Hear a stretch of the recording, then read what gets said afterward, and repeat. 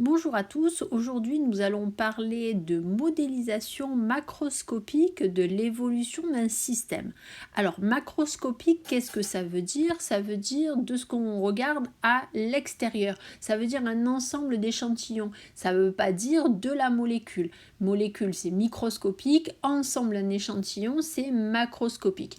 Évolution d'un système, eh bien nous allons regarder comment évolue un système au cours du temps quand une réaction a lieu. C'est pour ça qu'on parle d'évolution d'un système et nous allons essayer de le modéliser mathématiquement. C'est ce qu'on appelle la cinétique chimique. Pour bien commencer ce chapitre, je vous invite à regarder les vidéos de rappel de ce que vous avez vu en première spécialité sur les réactions d'oxydoréduction et le tableau d'avancement qui permettait de suivre l'évolution d'un système chimique.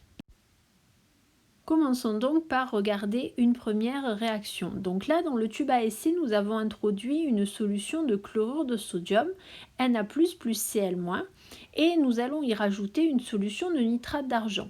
Donc ce qui se trouve dans les flacons, que l'on voit en arrière-plan, ici et ici, ce sont les réactifs, c'est-à-dire ceux qui vont être introduits à l'état initial. Donc là, la solution qui est à l'intérieur du tube à essai correspond à la solution de chlorure de sodium.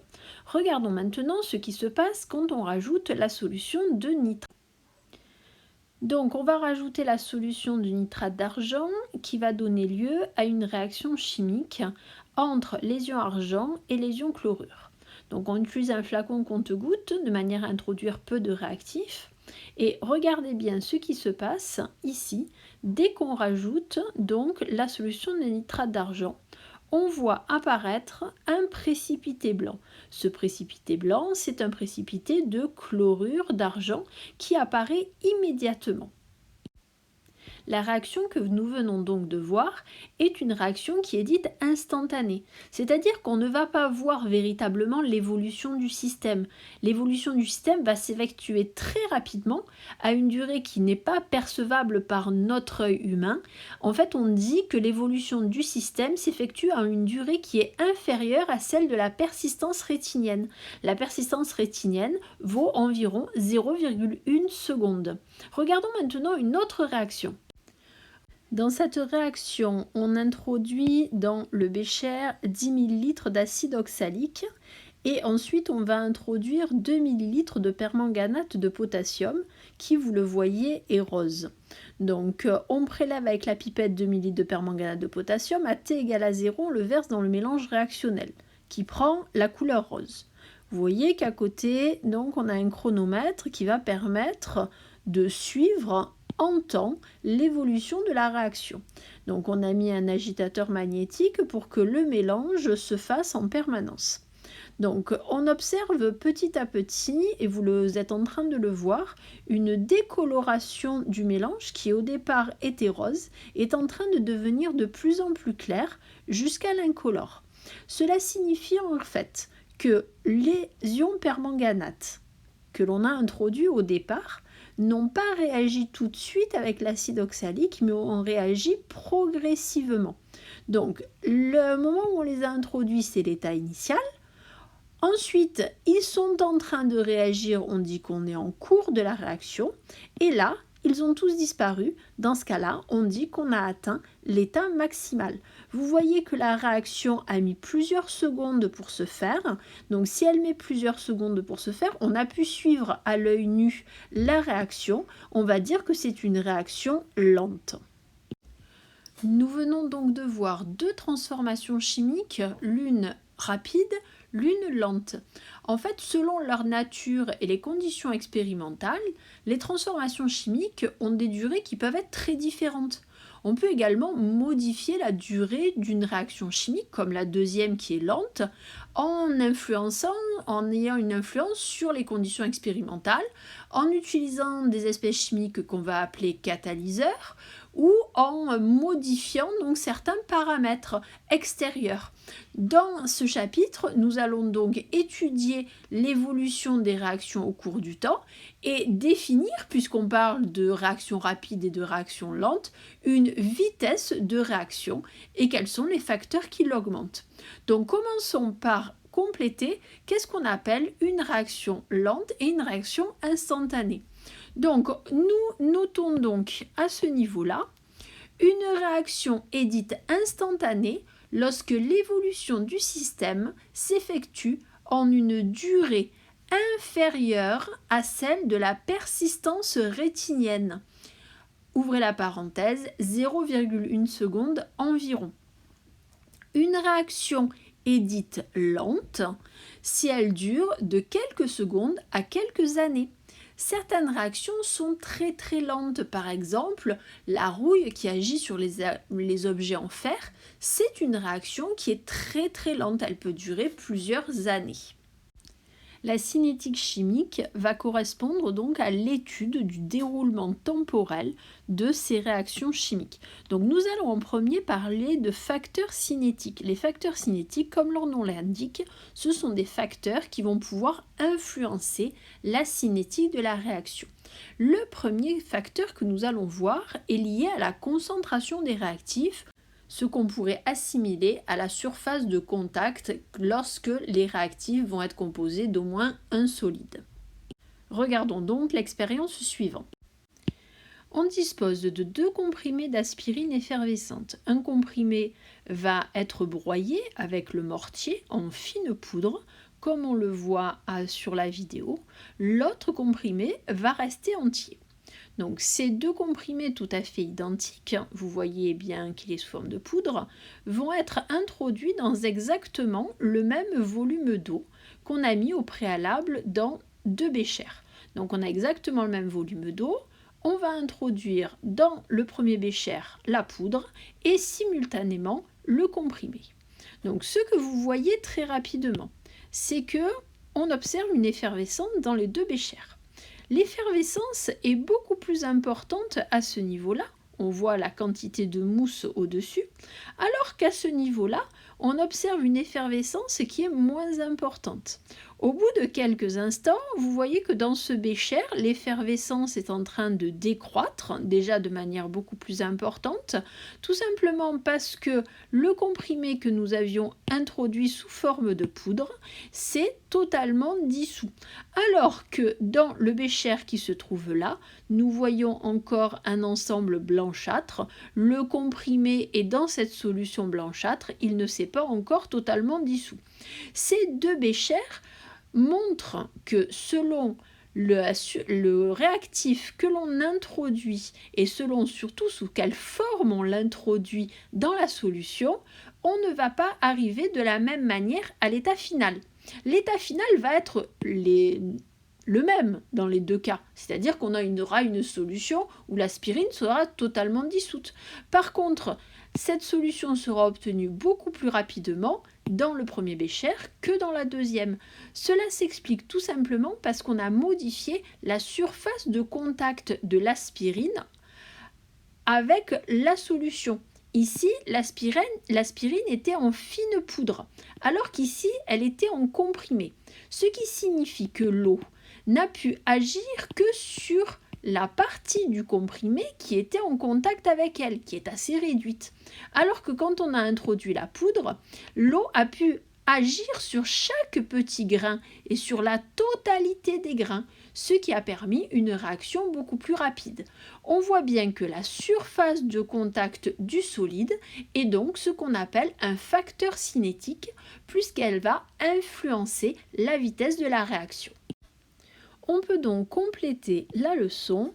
L'évolution d'un système chimique est d'autant plus rapide que la concentration en réactif est importante. Lorsqu'un réactif est solide, la réaction est d'autant plus rapide que la surface de contact entre les réactifs est importante. Cela peut s'expliquer très facilement. Prenons par exemple l'explication pour la concentration en réactif. Donc imaginons, nous avons un bécher qui contient donc une solution. Cette solution, on va introduire donc une espèce chimique. C'est l'espèce chimique que je dessine en vert à ce niveau-là. Et une autre espèce chimique, c'est l'espèce chimique que je dessine en rouge à ce niveau-là. pour que la réaction se fasse, il faut que les molécules rouges rencontrent les molécules vertes. Pour cela, eh bien, en fait, on va utiliser un principe qui est celui de l'agitation thermique. C'est-à-dire que, à cause de la température, eh bien, en permanence, ces petites molécules vont s'agiter dans tous les sens. Donc, forcément, à un moment, elles vont se rencontrer et si elles se rencontrent, elles vont pouvoir réagir ensemble, c'est-à-dire s'associer pour donner un ensemble à la fois rouge et vert. Donc bien évidemment, pour pouvoir réagir, il faut que ces molécules se rencontrent. Là, vous voyez dans la situation qui est là, elles ne vont pas se rencontrer. Donc on imagine bien que plus il y a de molécules, si je rajoute des molécules rouges, et plus elles ont de chances de rencontrer des vertes. Donc forcément, la probabilité de rencontre et donc de réaction va augmenter lorsque la concentration des réactifs est importante et de même lorsque la surface de contact entre les réactifs. Dans les courbes suivantes qui se trouvent là, on a tracé l'avancement de la réaction en fonction du temps. Alors l'avancement est une grandeur dont on reparlera, c'est la grandeur que l'on trouve dans un tableau d'avancement. Ça signifie la quantité de matière, de réactif qui est en train de réagir ou de produit qui est en train de se former. Donc là, pour réaliser cette réaction chimique, on a fait réagir des ions iodures et des ions peroxyde disulfate. C'est une réaction qui est une réaction d'oxydoréduction que l'on reverra ensemble. Donc dans cette réaction, on a modifié la concentration des ions iodures en solution. Une des courbes correspond à la concentration en ions iodures de 0,30 mol par litre, l'autre à 0,40 mol par litre et l'autre à 0,50 mol par litre. La concentration des ions peroxydisulfate reste la même, le volume reste également le même. On s'aperçoit qu'on observe trois courbes. Trois courbes, ça veut dire quoi? Ça veut dire que la réaction est partie du même état, l'état initial, il n'y avait pas d'avancement. L'avancement a progressivement augmenté jusqu'à atteindre une valeur maximale, on a atteint l'état final. Vous voyez qu'on n'arrive pas de la même manière à cet état final. La courbe rouge est la courbe qui correspond à la réaction qui est la plus vite arrivée à l'état final. Eh bien, en se servant de ce qu'on a vu précédemment, comme la concentration des réactifs est un facteur cinétique, eh bien, la courbe rouge va correspondre à la concentration la plus importante en réactif, c'est-à-dire 0,50 mol par litre. On peut donc noter que la courbe numéro 3 va correspondre à la courbe rouge, ici. La courbe numéro 2 va correspondre à la courbe intermédiaire et la courbe numéro 1, qui correspond à la concentration la plus faible, va être l'évolution du milieu réactionnel qui met le plus de temps à arriver jusqu'à l'état final. Revenons maintenant sur cette notion d'agitation thermique et de température. Donc pour cela, on va regarder un gaz, puisque dans le cas des gaz, les molécules sont toutes éloignées les unes des autres et sont beaucoup plus soumises à la température que ne le sont les liquides. Donc pour ça, dans une enceinte fermée, on introduit quelques molécules de gaz. Donc vous voyez que les molécules de gaz vont se disperser dans tout l'espace qui est disponible. Ces molécules de gaz sont en permanence en mouvement. Ces molécules de gaz vont taper d'ailleurs sur la paroi du capteur. C'est ce qui est lié à la pression. La pression, ça va être lié à la force exercée par les molécules sur une paroi. Vous vous rappelez que nous avons vu ça l'année dernière en première. Donc maintenant, je vais augmenter la température de mon mélange. Donc on augmente la température, là c'est schématisé par une flamme. Vous voyez que au niveau du thermomètre, on a une élévation de température. On voit également que sur le manomètre, on a une élévation de pression et on voit encore une fois que les molécules se déplacent beaucoup plus vite. Et c'est pour ça qu'elles, à un moment, là vous voyez, elles vont sortir du milieu réactionnel parce qu'elles ont exercé une force qui est très importante du fait justement de l'agitation thermique. Donc on comprend bien que plus l'agitation thermique est importante, plus les molécules vont pouvoir réaliser des chocs efficaces. Donc la température va être également un facteur cinétique, puisque de façon générale, l'évolution d'un système chimique sera d'autant plus rapide que la température est importante. C'est ce que l'on peut noter maintenant. Ce facteur cinétique est utilisé très souvent. Par exemple, quand on veut déclencher la combustion, on va avoir une flamme, ce qui va augmenter la température du milieu réactionnel et en général d'ailleurs vaporiser le composé liquide qui à ce moment-là va pouvoir s'enflammer. De même, si on veut arrêter brutalement une réaction, on utilise ce qu'on appelle une trempe, c'est-à-dire un refroidissement brutal d'un système chimique. C'est ce que vous utilisez tous les jours quand vous mettez vos aliments au frigidaire. Quand vous mettez vos aliments au frigidaire, vous baissez la température. Pourquoi ? Pour pouvoir les conserver plus longtemps. C'est-à-dire que vous allez ralentir les réactions d'oxydation des aliments. Inversement, quand on veut les faire cuire, on va fabriquer de nouveaux produits en augmentant la température du milieu réactionnel. Si je fais cuire des aliments, si je fais cuire trop fort, c'est-à-dire que j'augmente trop la température, je vais créer la dégradation des molécules, c'est-à-dire que je vais détériorer mes molécules. Plus la température est élevée, plus ce sera rapide. Dans les réactions biologiques, on utilise également une autre notion qui est la notion de catalyseur. Un catalyseur est une espèce chimique qui accélère une réaction chimique sans intervenir dans son équation chimique. Un catalyseur va modifier les étapes permettant de passer des réactifs aux produits. Presque toutes les réactions biochimiques sont catalysées. On étudie ici la décomposition de l'eau oxygénée. On appelle ça également une dismutation puisque vous voyez que ce sont deux molécules d'eau oxygénée qui réagissent ensemble. Donc comme si c'était une molécule d'eau oxygénée qui réagit avec elle-même. Cette dismutation va donner deux molécules d'eau et également une production de dioxygène sous forme gazeuse. Ce qui signifie que l'eau oxygénée liquide va produire un gaz. Là, dans ces trois tubes à essai, nous avons mis la même quantité d'eau oxygénée. Vous voyez qu'on n'observe pas de gaz. La réaction chimique qui se trouve là est donc une réaction qui est extrêmement lente.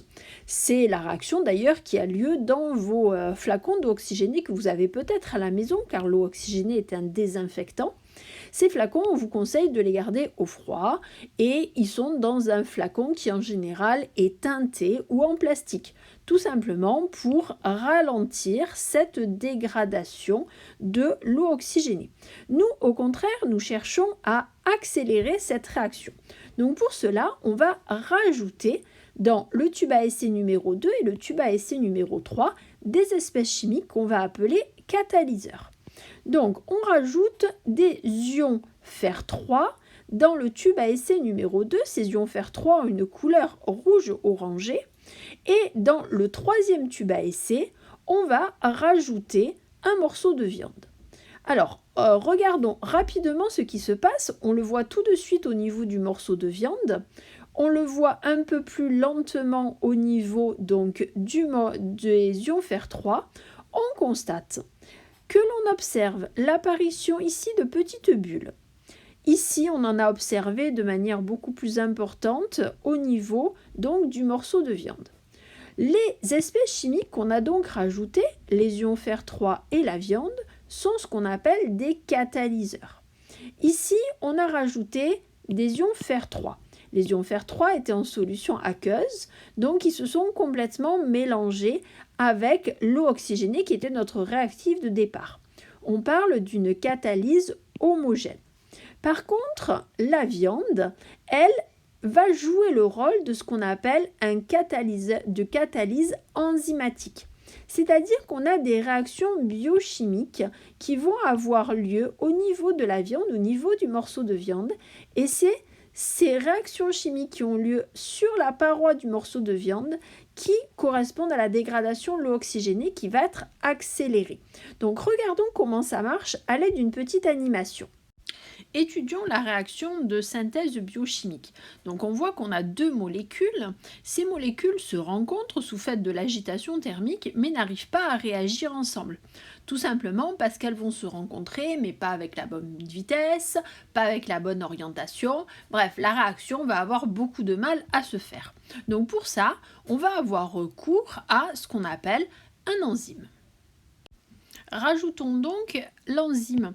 L'enzyme, c'est cette macromolécule relativement importante qui va quand même se déplacer. Et cette macromolécule, vous remarquez qu'elle a une forme bien particulière, un peu comme une empreinte. Donc, quand cette molécule se déplace, cette enzyme se déplace, elle va fixer les deux molécules.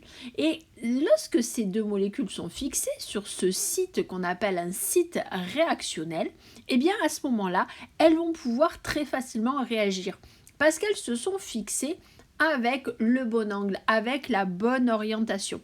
Cette molécule, cette enzyme, va donc catalyser la majorité des réactions biochimiques parce qu'elle possède un ou plusieurs sites actifs dans lesquels les molécules vont venir se déposer, ce qui va permettre les réactions chimiques, biochimiques souvent.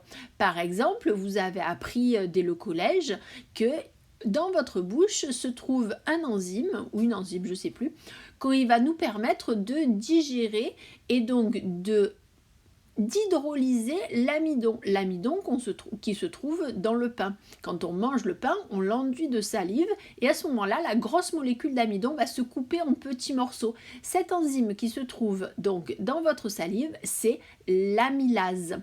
Donc cette amylase, c'est une enzyme spécifique pour la réaction d'hydrolyse de l'amidon. C'est-à-dire que comme l'enzyme a un site qui est un site actif qui a une forme bien précise, elle va catalyser que des réactions bien précises. C'est ce qu'on appelle une spécificité des enzymes. On va distinguer trois types de catalyse.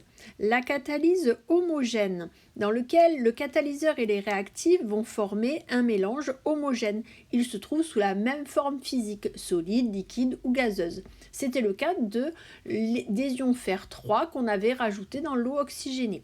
On va parler de catalyse hétérogène, lorsque le catalyseur et les réactifs forment un mélange hétérogène. Ils ne se trouvent pas sous la même forme physique. Et ensuite, de catalyse enzymatique, les réactions biochimiques sont catalysées par des macromolécules organiques appelées enzymes et elles possèdent un ou plusieurs sites actifs. Maintenant que vous savez distinguer une réaction lente d'une réaction rapide et quels sont les facteurs qui peuvent influencer cette vitesse de réaction, eh bien nous allons pouvoir calculer la vitesse d'évolution d'un système chimique.